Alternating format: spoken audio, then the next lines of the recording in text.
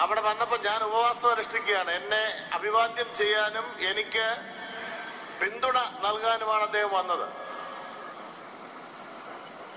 അപ്പൊ അദ്ദേഹം പോയി കഴിഞ്ഞതിന് ശേഷം എന്റെ അടുത്തിരുന്ന് ഒത്തിരി നേരം സംസാരിച്ചു. അദ്ദേഹം പോയി കഴിഞ്ഞതിന് ശേഷം 2-3 പേർ എന്നെ സമീപിച്ചു. എന്റെ അടുത്ത് വന്നിട്ട് പറഞ്ഞു, നിങ്ങൾ ഇന്ന് പുത്തരിക്കണ്ടം മൈതാനത്ത് നടക്കുന്ന സമ്മേളനത്തിൽ പങ്കെടുക്കാൻ പോകുന്നുണ്ടോ? ഞാൻ പറഞ്ഞു പോകുന്നുണ്ട്. അവരെന്നോട് അന്ന് ഒരു 2 ആഴ്ചക്ക് മുമ്പേ അവരെന്നോട് ടൈം ചോദിച്ചു, ടൈം പ്രോഗ്രാം പറഞ്ഞു, ഞാൻ ടൈം കൊടുത്തു, ഞാൻ പോകുന്നുണ്ട്. ഈ മാസം അല്ലെങ്കിൽ അടുത്ത മാസം നിരോധിക്കപ്പെടാൻ പോകുന്ന ഒരു സംഘടനയുടെ മീറ്റിങ്ങിനാണ് നിങ്ങൾ പോകുന്നതെന്ന് ഓർത്തോണം. ഞാൻ പറഞ്ഞു, നിരോധിച്ചില്ലല്ലോ ഇതുവരെ. നിരോധിക്കാനുള്ള ധൈര്യമുണ്ടോ ആർക്കെങ്കിലും ഈ ജനമഹാസമുദ്രത്തെ? അങ്ങനെ നിരോധിക്കില്ല. ഞാൻ ഇപ്പം നിരോധിക്കും എന്ന് പറയാ. തന്റെ ഇടമുണ്ടെങ്കിൽ നിരോധിക്ക്.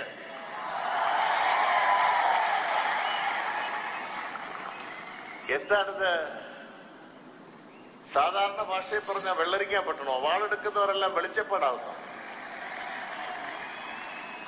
ഭരണം കയ്യിൽ കിട്ടി എന്നതുകൊണ്ട് വളരെ കേവല ഭൂരിപക്ഷത്തിൽ സംസ്ഥാനമായാലും കേന്ദ്രമായാലും ആരെങ്ങോട്ട് എപ്പോ എങ്ങനെ പോകുമെന്ന് ആർക്കും അറിഞ്ഞുകൂടാ. ഇവിടെ ആ ഭരണം കയ്യിൽ കിട്ടി എന്ന് വിചാരിച്ചുകൊണ്ട് അതിന്റെ അഹങ്കാരത്തിൽ ഈ നാട്ടിൽ നടക്കുന്ന യാഥാർത്ഥ്യങ്ങളെ കണ്ണടച്ച് ഇരുട്ടാക്കാൻ കഴിയുമോ? എന്താണ് പോപ്പുലർ ഫ്രണ്ടിന്റെ കുറവ്? എന്താണ് ഇവിടെ എത്ര തീവ്രവാദി ആക്രമണം നടക്കുന്നു ഇന്ത്യക്കകത്ത്? കേരളത്തിൽ എവിടെയെല്ലാം നടക്കുന്നു? എത്രത്തിൽ പോപ്പുലർ ഫ്രണ്ടിന്റെ പ്രവർത്തകർ പ്രതികളായി മാറിയിട്ടുണ്ട്? ഈ നിരോധിക്കണം എന്നാവശ്യപ്പെടുന്ന ആളുകൾ പറയട്ടെ.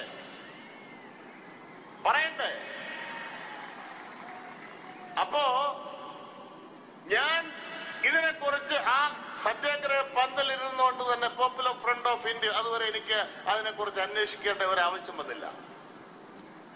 ഞാൻ അതിനെക്കുറിച്ച് അന്വേഷിച്ചപ്പോഴാണ്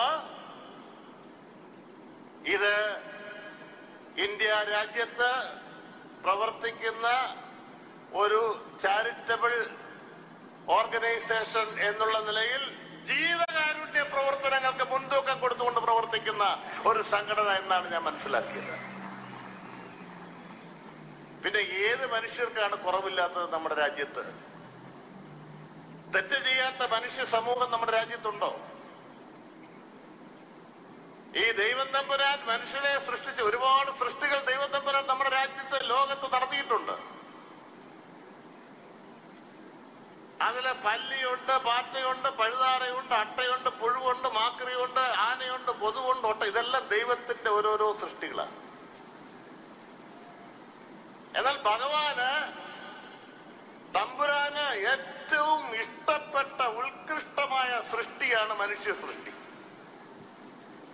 ആ മനുഷ്യ സൃഷ്ടിയെ, അതാണ് അച്ഛനെ കണ്ടാൽ അച്ഛൻ, അമ്മയെ കണ്ടാൽ അമ്മ, സഹോദരനെ കണ്ടാൽ സഹോദരൻ, സുഹൃത്തിനെ കണ്ടാൽ സുഹൃത്ത്.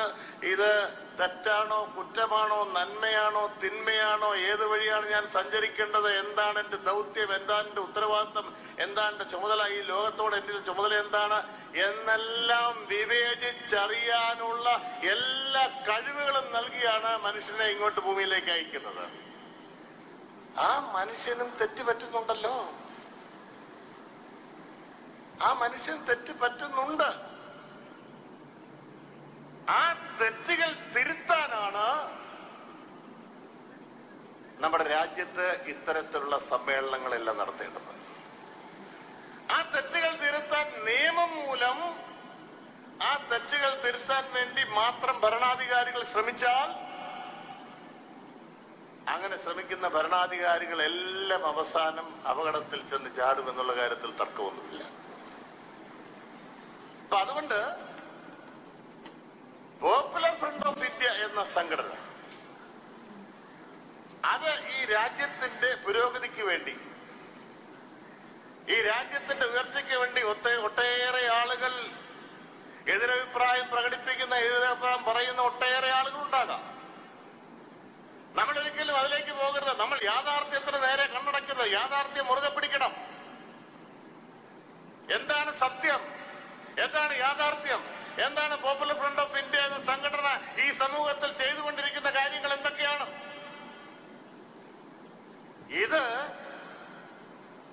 കണ്ണ് തുറന്ന് കണ്ട് നല്ല കാര്യങ്ങൾ ചെയ്യാൻ ഞാൻ എന്റെ 100% എന്റെ മനസ്സിന് തൃപ്തി തോന്നുന്ന സംഗതികൾ മാത്രമേ ഞാൻ ഇവിടെ ഒന്നും പറയുള്ളൂ. നല്ല കാര്യങ്ങൾ ചെയ്യുന്ന ആളുകളെ അംഗീകരിക്കുകയും അവർക്കെല്ലാം പ്രോത്സാഹനം കൊടുക്കുകയും അവർ തിന്മ ചെയ്താൽ, അവർ തെറ്റ് ചെയ്താൽ, നീ ചെയ്യുന്നത് തെറ്റാണ്, അല്ലെങ്കിൽ നിങ്ങൾ ചെയ്യുന്നത് തെറ്റാണ്, നിങ്ങൾ ആ നന്മ വിട്ട് തിന്മയിലേക്ക് അപസഞ്ചാരം നടത്തുന്നു എന്ന് പറഞ്ഞ് തിരുത്താവുന്ന ഒട്ടേറെ സാഹചര്യങ്ങൾ നമ്മുടെ രാജ്യത്തുണ്ട്. അതാണ് ഞാൻ പറഞ്ഞത്, മനുഷ്യനും തെറ്റുപറ്റുന്നുണ്ട്. മനുഷ്യന് തെറ്റുപറ്റുന്നില്ലെങ്കിൽ പിന്നെ ഈ തീവ്രവാദം നമ്മുടെ രാജ്യത്തിപ്പോ ഇന്ത്യ രാജ്യത്ത് ഇന്ത്യൻ പാർലമെന്റിൽ അവതരിപ്പിക്കുന്ന ഓരോ ബഡ്ജറ്റിലും നമ്മുടെ പ്രതിരോധ ചെലവുകൾക്ക് വേണ്ടി കോടാനുകോടി രൂപയാണ് നാം മാറ്റിവെച്ചുകൊണ്ടിരിക്കുന്നത്. എന്തിനാണ്? നമ്മുടെ രാജ്യത്തിന്റെ ആഭ്യന്തര സുരക്ഷയ്ക്ക് വേണ്ടി. എനിക്കിവിടെ നിന്ന് പ്രസംഗിക്കാൻ, നിങ്ങൾക്ക് അവിടെ ഇരുന്നത് കേൾക്കാൻ, നമുക്ക് സ്വതന്ത്രമായി സഞ്ചരിക്കാൻ, അന്യരാജ്യക്കാർ നമ്മുടെ രാജ്യത്തെ ആക്രമിക്കാതിരിക്കാൻ, നമ്മുടെ രാജ്യത്തെ വിധ്വംസക പ്രവർത്തനങ്ങൾ തടയാൻ, വിധ്വംസക പ്രവർത്തനങ്ങൾ നിരോധിക്കാൻ, വിധ്വംസക പ്രവർത്തനങ്ങൾ പ്രോത്സാഹിപ്പിക്കാതിരിക്കാൻ, അത്യന്താധുനിക സൗകര്യമുള്ള വെടിക്കോപ്പുകൾ വാങ്ങാൻ, തോക്കുകൾ വാങ്ങാൻ, ഇതിനൊക്കെയാണ് പ്രതിരോധ ചെലവുകൾക്ക് വേണ്ടി കോടാനുകോടി രൂപ മാറ്റിവെക്കുന്നത്. നമ്മുടെ മൊത്തം ബഡ്ജറ്റ് അനുവദിക്കുമ്പോൾ മൊത്തം വരുന്ന വികസന കാര്യങ്ങൾക്ക് വേണ്ടി ചെലവഴിക്കുന്ന തുകയുടെ ഏതാണ്ട് അത്ര 1/3 പ്രതിരോധ ചെലവുകൾക്ക് വേണ്ടി മാറ്റിവെക്കപ്പെടുന്നു. അപ്പൊ മനുഷ്യൻ തെറ്റ് ചെയ്യുന്നില്ല എങ്കിൽ, മനുഷ്യൻ തെറ്റിലേക്ക് പോകുന്നില്ല എങ്കിൽ, തെറ്റ് വീണ്ടും വീണ്ടും ആവർത്തിക്കുന്നില്ല എങ്കിൽ ഇത്രയും കോടാനുകോടി രൂപ പ്രതിരോധ ആവശ്യങ്ങൾക്ക് വേണ്ടി മാറ്റിവെക്കേണ്ട ആവശ്യമില്ല. ഇന്ത്യ രാജ്യം ഇപ്പോ സ്വാതന്ത്ര്യം കിട്ടി ഇത്രയും വർഷം പിന്നിട്ടിട്ടും നിങ്ങൾ ഓർക്കണം, വൈദ്യുതിയുടെ വെളിച്ചം കടന്നു ചെല്ലാത്ത ഗ്രാമങ്ങൾ ഇന്ന് ഇന്ത്യക്കകത്തുണ്ട്. പൈപ്പിലെ വെള്ളം കിട്ടാത്ത ഗ്രാമങ്ങൾ ഇന്ന് ഇന്ത്യക്കകത്തുണ്ട്. കേറിക്കിടക്കാൻ, അന്തിയുറങ്ങാൻ നല്ല വാസയോഗ്യമായ ഒരു ചെറ്റ കുടില് പോലും ഇല്ലാത്ത അനേകർ നമ്മുടെ രാജ്യത്ത് ഇപ്പോഴും താമസിക്കുന്നു. അവിടെയാണ് ഇന്ത്യ രാജ്യത്തെ പ്രതിരോധ പ്രവർത്തനങ്ങൾക്ക് വേണ്ടി, നമ്മളുടെ വിധ്വംസക പ്രവർത്തനങ്ങൾ തടയുന്നത് ഉൾപ്പെടെയുള്ള കാര്യങ്ങൾ നടത്താൻ വേണ്ടി ഇത്രയും കോടികൾ രൂപ മാറ്റിവെക്കുന്നത്. എന്തിനാ കാര്യം? മനുഷ്യർക്ക് തെറ്റ് പറ്റുന്നു എന്നതുകൊണ്ടാണ്. മനുഷ്യരാണ് ഇതിനെല്ലാം നേതൃത്വം കൊടുക്കുന്നത്. അത് നിയമം മൂലം ഇതെല്ലാം അവസാനിപ്പിക്കാൻ ആരെങ്കിലും ഭരണാധികാരികൾ വിചാരിച്ചാൽ നിയമം മൂലം ഇതെല്ലാം തീരത്തില്ല. അതാണ് ഞാൻ പറഞ്ഞത്, നിയമം മൂലം പോപ്പുലർ ഫ്രണ്ടിനെ നിരോധിക്കാൻ ശ്രമിച്ചാൽ കൂടുതൽ തെറ്റുകൾ ചെയ്യാൻ ഒരു സമൂഹത്തെ പ്രേരിപ്പിക്കുന്നതായിരിക്കും നിങ്ങൾ അവിടെ ഇരുന്നുകൊണ്ട് ചെയ്യുന്നത്. മറിച്ച് നിങ്ങൾ വിശ്വാസത്തിലെടുക്കണം. പോപ്പുലർ ഫ്രണ്ട് ഓഫ് ഇന്ത്യയുടെ നേതാക്കന്മാരെയും പ്രവർത്തകരെയും നിങ്ങൾ വിശ്വാസത്തിലെടുക്കണം. യാഥാർത്ഥ്യങ്ങൾ കാണണം. കണ്ടുകൊണ്ട് ഈ രാജ്യത്തിന്റെ പുരോഗമന പ്രവർത്തനങ്ങൾക്കും ഉയർച്ചയ്ക്കും പുരോഗതിക്കും വേണ്ടി ആ കായിക ശക്തിയെയും ഈ എല്ലാ തരത്തിലുള്ള നിങ്ങളുടെ ശക്തിയെ ഉപയോഗിക്കാൻ ഭരണാധികാരികൾ തയ്യാറാകണം. അങ്ങനെ തയ്യാറാകാതെ ഇങ്ങനെയുള്ള പ്രവർത്തനങ്ങൾ, അധികാരത്തിന്റെ ശീതള ഛായയിൽ ഇരുന്നുകൊണ്ട് പ്രവർത്തിക്കുന്നവരെ തീർച്ചയായിട്ടും അവരെ ഒറ്റപ്പെടുത്തണം. അവരുടെ മുന്നിൽ നല്ല രീതിയിൽ മുന്നോട്ട് പോകാനുള്ള പരിശ്രമം നിങ്ങൾ നടത്തണം. എന്നെ സംബന്ധിച്ച് ഒറ്റ കാര്യമേ ഉള്ളൂ. ഞാൻ ഇവിടെ വരാൻ, നിങ്ങളെ കാണാൻ, നിങ്ങളുമായി ചേർന്ന് കുറെ സമയം ചെലവഴിക്കാനൊക്കെ എന്നെ പ്രേരിപ്പിച്ച ഘടകങ്ങൾ നിങ്ങളിലുള്ള മാനുഷികമായ മൂല്യങ്ങൾ ഒന്നുകൊണ്ട് മാത്രമാണ്. എന്റെ പ്രിയപ്പെട്ട ഒരുപാട് സുഹൃത്തുക്കൾ ഇതിനകത്ത് എനിക്കുണ്ട്.